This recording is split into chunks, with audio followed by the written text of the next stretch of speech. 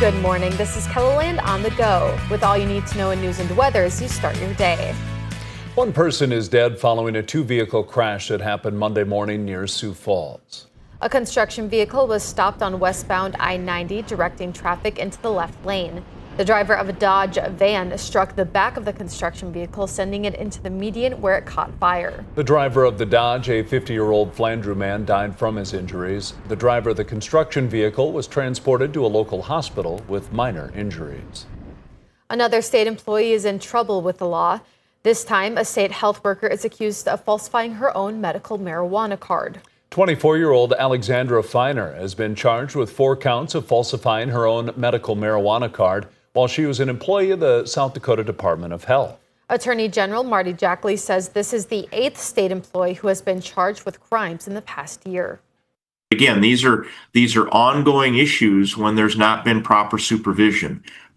Allowing a state employee to self-deal, whether it's their own medical marijuana card, whether or not it's taking money from Department of Social Services on those accounts, or whether it's determining their own sales tax, doesn't make good business decision. You don't see it in the private industry, and you shouldn't see it in government. There needs to be checks and balances put in place, and state supervisors need to actually supervise and monitor what the employees are doing.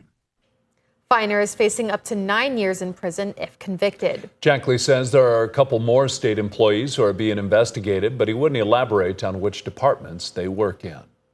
The dark web is called dark because it's hidden and you can't see it. But Dakota State University professor Erica Kulm has created a technology that can trace when the dark web has been used on a computer. While it will benefit law enforcement, she also sees it being used in the corporate world. Just to know that there's a tool out there that may help them, especially I see it again in the corporate environment, to know that, if you think you may have something that may be reaching out to the dark web, there's a tool that can help you determine that. The technology is held on a flash drive and then plugged into the machine to go to work. For more information, or if you're interested in buying the technology, we've posted information under this story on KELOLAND.com. Now let's get a check on this morning's weather with meteorologist Brian Karstens. Good morning, Brian. Good morning, Summer. Good morning, everybody. Weather today featuring some showers this morning in the southeast. Let's take a look at your forecast. We've got highs near 70. That's a lot cooler than that 90 we had yesterday in Sioux Falls. Thunderstorms with hail and damaging winds impacted Vermilion, Elk Point, areas west of Sioux Center, even some hail around Worthington. So good news today, no more mention of that. We are going to take a look at the weather, though, and the forecast as we go ahead into the next few days in just a few minutes. Thank you, Brian. As temperatures go up, oftentimes so do our electricity bills. This year, it's projected that consumers will be hit with record-high home cooling prices. One way to help offset those higher prices is making sure your air conditioner is running efficiently. The main first step for homeowners is to make sure your filters are new and clean. You go out and look at your air conditioner and it's full of pollen and dust. You can spray it off with a garden hose if you'd like to. And then after that, as a homeowner, that's about as carried away as you'd probably want to get. After that, it's about time to call a professional if it's not getting any better. The U.S. Department of Energy has a list of energy-saving tips on its website. For the department's full list, follow the link under this story on KELOLAND.com. If you're looking for a way to cool off this summer, you could check out the new Canton pool. The new water attraction opened yesterday. Canton hasn't had a pool season since 2020. The new pool features a high dive, lily pads, and more. Community pools where kids and families come together. It's a showcase for your community. It's a place for good summer fun. I mean, it's just an all-around place to just be joyful and enjoy the outside. The previous pool had been showing its age and had an electrical fire in its pump room.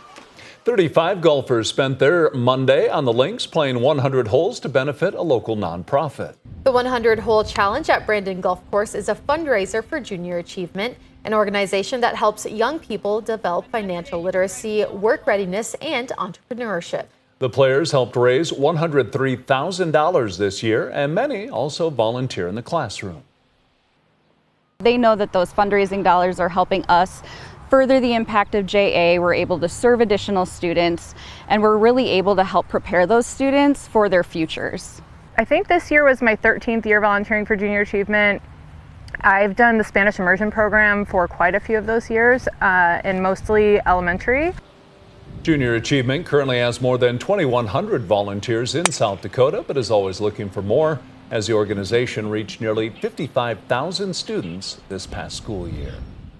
That's a look at some of our top stories. Now let's get another Check Your Weather with meteorologist Brian Karstens. Brian? All right, a wet start this morning across the southeast. You can see temperature-wise in the 50s to start the day, and obviously we'll be watching these trends here. Here's a look back at the radar review from overnight. Of course, we had some evening storms that packed quite a punch here around Vermilion and the areas into northwest Iowa, some wind damage reports.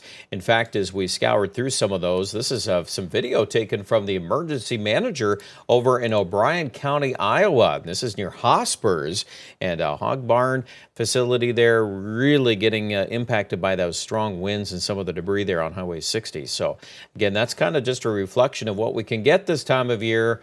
Most of you know that pretty well, and obviously the clash of the air masses. Well, today we're starting again with showers. We've had Sioux Falls Airport, a little over ½ an inch of rain.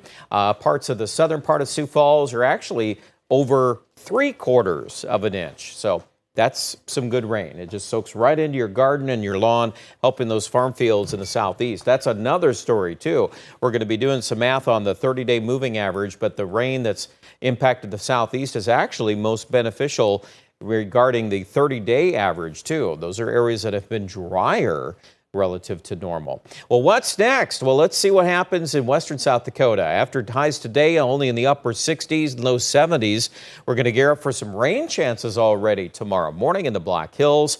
There's an outside chance a couple of those things could drift towards Sioux Falls tomorrow afternoon. It's a pretty low mention right now. We're going to give that a second look a little bit later today, so make sure you check back in on that. But it looks like the organization of the rain looks a little better again on Thursday in the afternoon in western South Dakota. And then that batch should migrate eastward Thursday night and then kind of redevelops into Friday in eastern Ketherland. So that's kind of how we would like to parcel that out here as we get into the rest of the week. Saturday can start okay. We could, in fact, we're forecasting highs in the 70s, but just keep in mind too, another system moving in from the northwest Saturday night, and that may result in another line of showers and thunderstorms in the middle of the weekend. Not a washout, but it's definitely something to consider. Again, rain this morning. Sioux Falls, we're back to 70 later today.